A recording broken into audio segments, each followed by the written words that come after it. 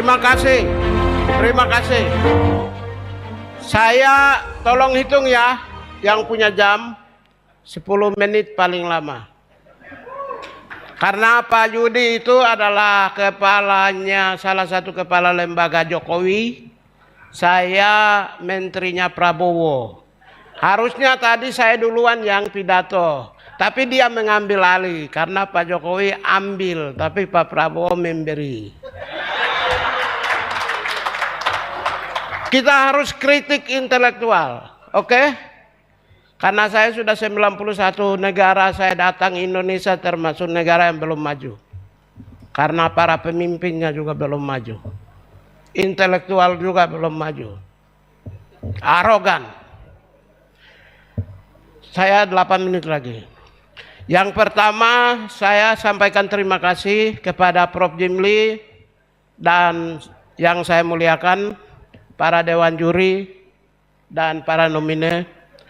Saya terima kasih dari hati nurani yang paling dalam.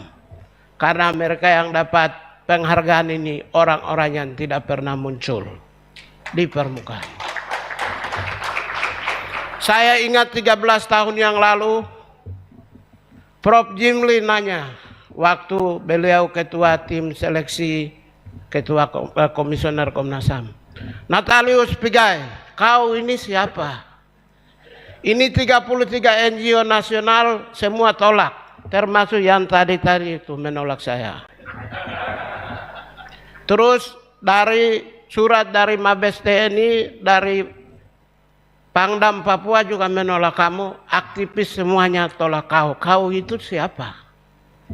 Saya jawab, ini di depan Prof. Jimli. Saya bilang, Prof, saya berasal dari keluarga korban. NGO civil society adalah pembela. TNI yang menolak saya adalah pelaku. Pelaku dan pembela bersatu menyerang yang korban. Prof. Jimli bilang, kau ini pintar juga ya? Ya, saya memang pintar, tapi pintarnya saya sembunyiin. Akhirnya apa? Orang yang sembunyikan kepintaran kecerdasannya sekarang jadi menteri di Republik Indonesia.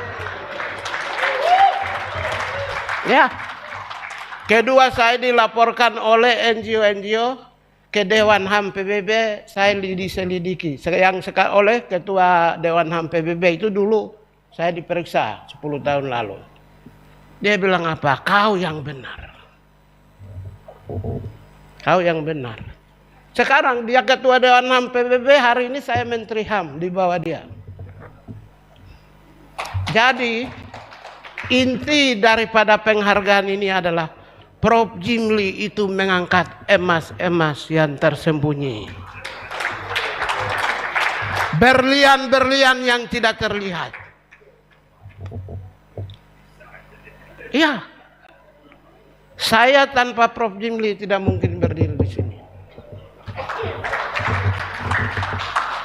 Tadi semua mengakui bahwa tanpa Prof. Jimli tidak mungkin mereka menjadi apa-apa. Oleh karena itulah saya menyampaikan terima kasih kepada Prof. Jimli. Tadi saya sangat tersinggung. Tadi bilang tanpa APBN. Padahal Prof, uang saya banyak di kantor. Kita kerja sama aja.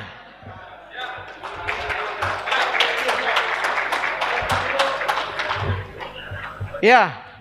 Di kantor saya itu yang bantu saya Prof. Jimli, Makarim Yubisono, Presiden Dewan HAM PBB, Ibdal Kasim, Nur Kolis, Rocky Gerung, Haris Hasar, Royatul Aswida, Esder.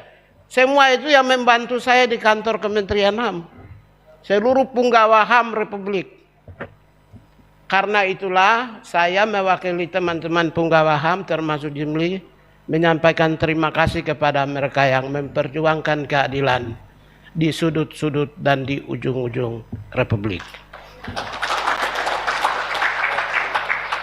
Saya sudah mencatat 20.000 kelompok difabel yang sedang menderita, terutama yang tadi diwakili oleh komunitasnya Ibu Rosa. Saya akan turunkan seluruh kanwil untuk mengecek dan pertemuan dengan Kementerian Sosial. Dan saya janji untuk saya konferensi pers pada saat pertemuan dengan Kementerian Sosial.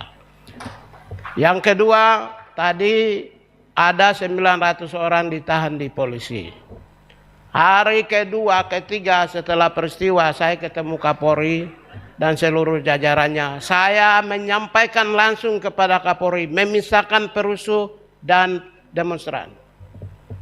Kalau sampai hari ini ada 900 ditahan, sudah saya bicara langsung mungkin hari ini atau besok keluar di Kompas TV, saya sudah menekan Kapolri untuk mengeluarkan mereka. Tadi dari LBH menyampaikan Asfinawati menyampaikan bahwa sekarang memasuki dunia gelap dalam hukum.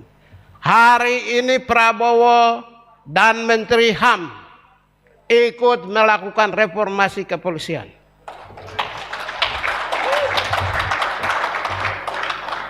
Apakah itulah membuka pintu gerbang kegelapan dalam hukum? Tidak benar, adik saya Aswina. Jadi saya menjawab bahwa ada harapan. Harapan selalu ada. Terutama di bidang kepolisian ya. Kita robah. Ya, tinggal selanjutnya kita reformasi di institusi kejaksaan, KPK, kuasi-kuasi. Justru yang berbahaya itu lembaga kuasi yudisial. Kuasi-kuasi itu seringkali menjadi bancakan alat kaki tangannya para politisi Republik karena mereka dipilih oleh DPR RI. Jadi saya setuju dengan Prof tadi. Mereka dipilih oleh DPR RI jadi tidak punya integritas. Saya dulu biasa saja, saya tidak lebih pintar dari yang lain. Mereka kuliah di Harvard, di Eropa, Amerika. Saya biasa, tapi saya menang di integritas. Maka saya jadi menteri. Jadi inilah beberapa catatan dari saya bahwa saya mewakili Kementerian HAM dan pemerintah menyampaikan bahwa akan ada harapan perubahan. Saudara yang tadi pidato bahwa meminta Prabowo, pidato seperti itulah 100% Anda copy paste dari Prabowo atau Prabowo ambil dari Prabowo. Jiwanya sama. Ya kan dia bilang maling-maling, lawan penjahat, sudah cukup kenyang. Kan bahasanya sama. Maka sebenarnya Anda adalah bagian dari Prabowo Subianto. Terima kasih. Jadi saya mewakili pemerintah menyampaikan ada harapan. Ada harapan. Ya, yang salah satu yang 900 orang Prof Jimli dengan kami telah menyusun rancangan undang-undang HAM sudah selesai 90%. Satu pasal khusus kita menekankan khusus mengenai perlindungan dan kekebalan hukum bagi pembela hak asasi manusia. Ini sudah kita udah masukkan, jadi tidak akan ada lagi del datang. Tidak akan ada lagi. Dan kami punya rancangan undang-undang sidang paripurna DPR telah memutuskan prolegnas prioritas 2026 dan awal Januari saya sudah ajukan ke DPR. Maka perlindungan, termasuk perlindungan kepada ekosistem, biota, kepada animal. Kita nanti undang-undang kita lebih maju dari termasuk HAM dan korupsi, HAM dan election, right and election. Semua aspek yang tidak diwadahi di dunia, termasuk pergeseran aktor juga. Selalu state actor sebagai pelaku. Sekarang nanti kita masuk non-state actors, korporasi dan individual. Jadi karena AKY Suruanda dihukum, dia itu mantan wali kota Tabah, negara bagian Tabah. Mantan wali kota berarti dia individu. Kenapa dia diadili di pengadilan Den Haag? Kan individu. Kenapa kan pengadilan HAM diadili? Berarti jurisprudensi AKY dia mengalami pergeseran individu. Karena itulah kita akan menempatkan 3 aktor di Indonesia sebagai pelaku pelanggar HAM selain state, korporasi, dan individual. Jadi itu beberapa yang saya sampaikan bahwa ada harapan. Ya, dan terakhir saya sampaikan terima kasih kepada saudara-saudara aktivis. Anda mengisi ruang-ruang kosong yang tidak diisi oleh negara. Negara, pemimpin tidak 100% sempurna.